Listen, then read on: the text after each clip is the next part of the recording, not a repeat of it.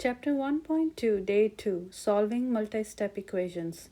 Example number 3, Using the distributive property to solve an equation. First step is to rewrite the equation. So we're going to rewrite the equation 2 times 1 minus 5x plus 4 equals 26. Now we're going to use the distributive property. So 2 times 1 minus 5x plus 4 equals 26. So distributive property means that you're going to multiply the 2 inside the parenthesis.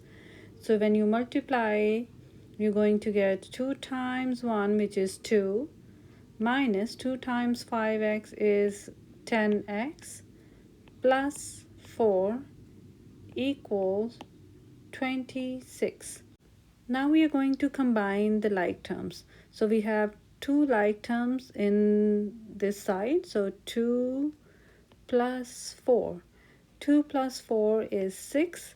The negative 10x will remain as is. 6 minus 10x equals 26. We are going to isolate the x value. So we are going to subtract 6 on both sides. Negative 10x will be equal to 26 minus 6, which is 20.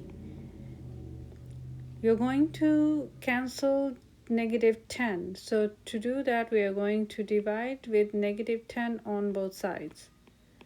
This negative 10 and this negative 10 will cancel each other, and then x will be equals 20 divided by negative 10.